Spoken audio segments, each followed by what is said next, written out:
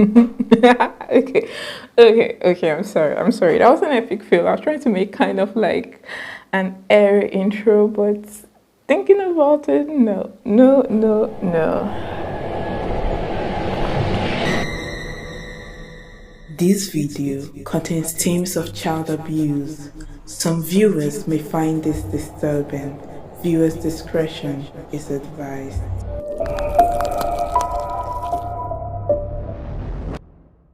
Hello everybody, welcome back to my channel. Thank you for clicking on this video. My name is Omodele Salu, and if you're here, that means you're invested in true crime content as much as I am. So welcome, take a seat. I'm going to be posting a lot of contents like this, so if this is something that you like, please like, subscribe, and turn the notification bell on so you can get notified when I post a new video. Now that all that is out of the way, let's get right into today's case. Today we're going to be talking about baby farmers and angel makers.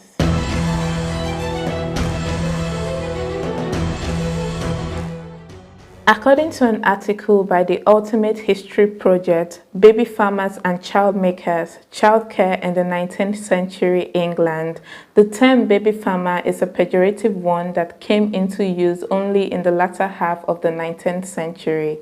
It referred to a person, usually a woman, who took in and cared for the children of other women. Now we have contraception. Hallelujah. We have access to safe and reliable contraceptive methods. At least a lot of us. Let's take note of that.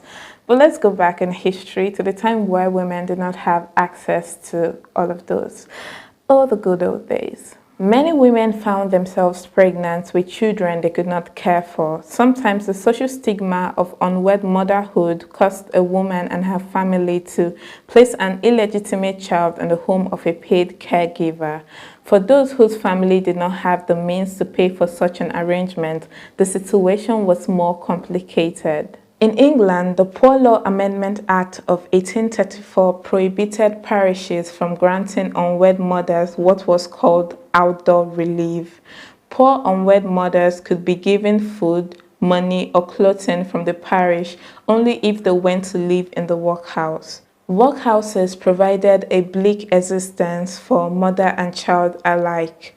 Not surprisingly, many of the women eligible for workhouse placement chose to place their children elsewhere so that they could continue to work and earn money outside of the workhouse.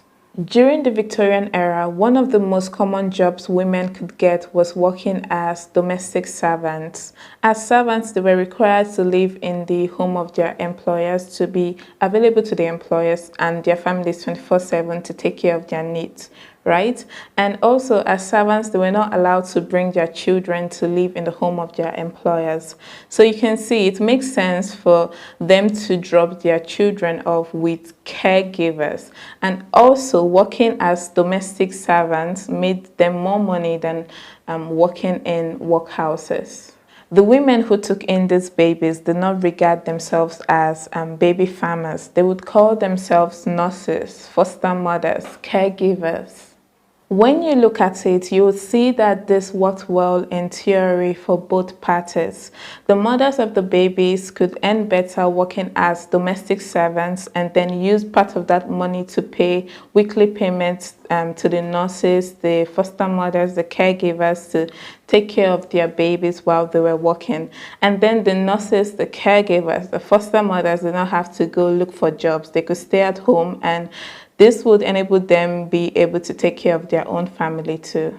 Sometimes the weekly payment was simply not enough to feed the child well. The children who survived, like the children of the poor everywhere, were weakened by malnutrition, and thus they were the first to die when they caught measles, smallpox, or any of the common diseases of childhood. Medicine was yet another cost that the poor, whether caring for their own or others' children, could not afford. Even when a nurse was well-intentioned, the child had a poor chance of living to adulthood. But some of the nurses did not have good intentions though. When they see that the weekly payments they're collecting from the mothers is not like covering the cost of living for the child, they start to starve them and feed them as little as possible to reduce expenses instead of just hitting up the mothers and like you need to pay more. They would rather starve them and let them die. The most notorious cases, however, involved baby farmers who took in infants with the express intention of murdering them once payment was made. In some of these cases, the co-signing parent understood that the infant was to be disposed of, but in most, the mother genuinely believed that she was placing her child with a caring nurse.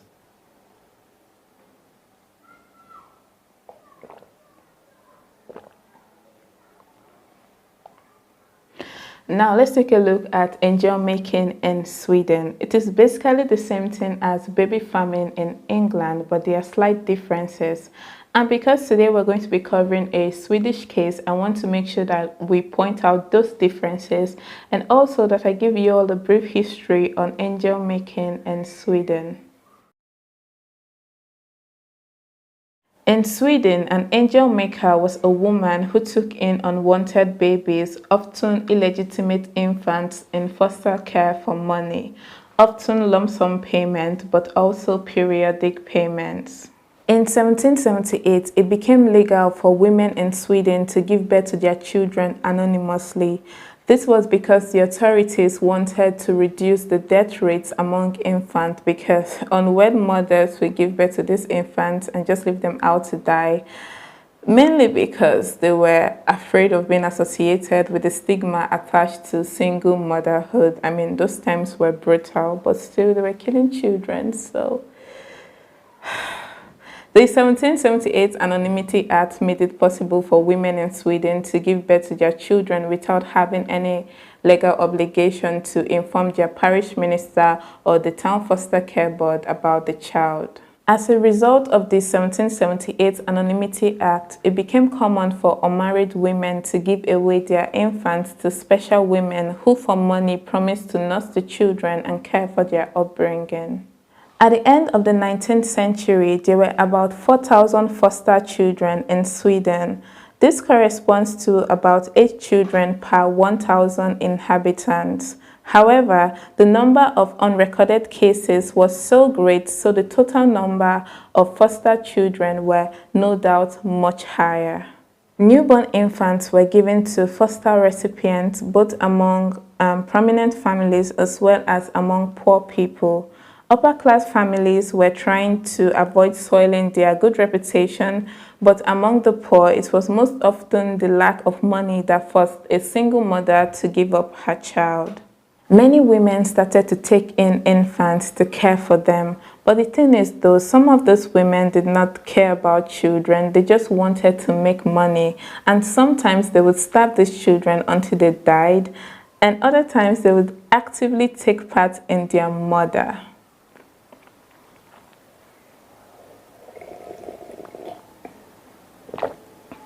The term angel makers came from those children who died and then became angels, and then the people who were killing these children and making them angels, hence the term, angel, oh my Yoruba comes out to play sometimes, angel makers. The angel makers pocketed the fee from the mothers, mostly desperate, impoverished, unwed mothers, but never took care of their babies.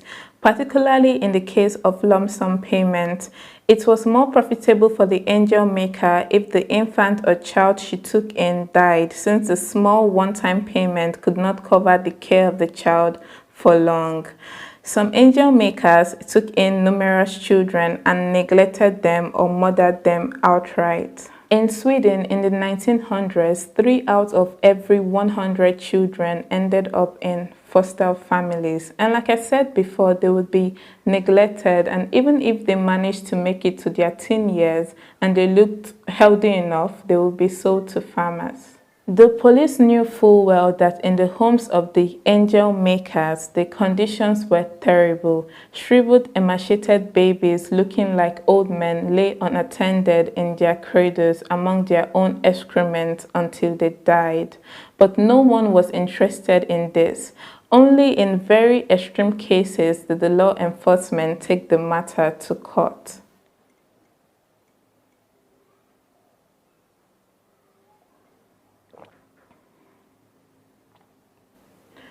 Now that I've laid a foundation for this case, let's get into it. Today's case is going to be about Hilda Nielsen, the angel maker of Brüks Street.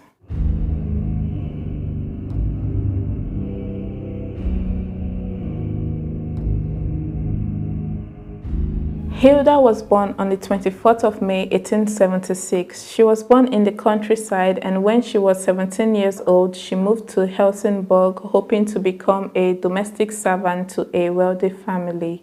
But it was very difficult for Hilda to get hired because she was an ignorant villager, and many people just thought that they could find someone better to do the job. Hilda got so frustrated and decided that she would make money through sex work. During this time, she had 3 children, 2 of whom sadly died. Hilda was 29 at this time, and things just seemed to get harder and harder for her until one day, the day she met Gustav Nielsen and thought she had won the lottery. Gustav was a petty merchant, and Hilda thought that, oh yeah, this guy has money. But the thing is though, Gustav knew nothing about business. He was losing money and even incurring debts. And Hilda was like, nah. This is not the guy I sang Ed Sheeran's Perfect for. I mean, I found a girl, I found Gustav, beautiful and rich. I'm gonna get drunk for this. And Hilda is saying all of this, the debt. She's saying that they will soon be kicked out of their house because they could not afford to pay the rent. And she's thinking to herself, I cannot depend on this man. I cannot depend on Gustav. It's time for me to hustle and be the one to take care of the family. Hilda started her own foster family where she cared for infants in return for money from unmarried mothers who needed help. Because Hilda kept her home in a very good and clean condition, this made the mothers more comfortable leaving their unwanted children in her care. And on top of that, when these women came to drop these babies off in her care, she would say things like, oh my dear child, I will love you, I will care for you. And this just gave the mother some peace, because at least this child will be loved and cared for when they were with Hilda. But the thing is though, Hilda did not plan to care for these children. She was taking a very small one-time payment, which should like set alarms off in any mother's head. But then I'm trying not to be judgmental. I'm trying to be a better person too. So she was taking this really small one-time payment because she knew that she was not going to have to care for the children to begin with. This money was just so she could pay off her debts and also make sure that she and her family had a roof over their heads. Shortly after the mother left, Hilda would put the baby in a zinc basin full of water and then put a bucket of charcoal on the baby and leave. She would return a few hours later to check if the baby had died, and then she would burn the body of the baby in an oven or just bury them. Hilda was somewhat different from most of these angel makers in Sweden at this time because she was actively taking part in the murder of these babies. Most of these angel makers would just leave the children to die of starvation. Hilda's crimes were discovered when a woman by the name of Blenda wanted to contact her child. Hilda refused the contact, and Blenda asked the police to investigate. The police soon found evidence of the murders. Hilda killed a total of 8 babies, and it could be more. These were just the ones that they were able to prove, right? And her crimes were just so easy for her to get away with because remember I told you guys about the 1778 Anonymity Act, which enabled Swedish women to give birth to their children anonymously without having any legal obligation to inform the necessary bodies about the birth of their child. Hilda Nielsen was sentenced to death by guillotine for the 8 murders. Before the punishment could be carried out, she committed suicide by hanging on the 10th of August, 1917.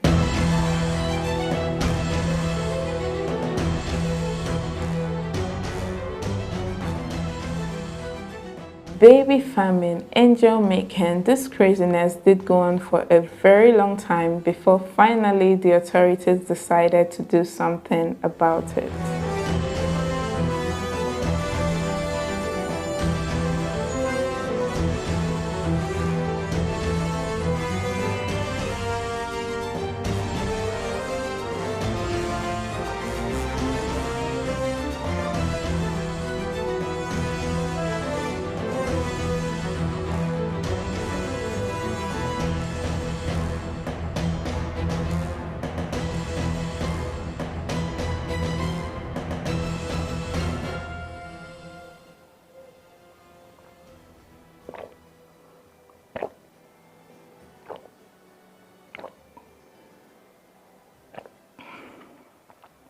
Water is so refreshing. I think this is adulthood where you finally decide that the best thing for you to drink is water when your parents have been telling you all this while, but you just wanted soda. So, you also thought I was drinking something fancy. No, it's water. I'm trying to be responsible with my life.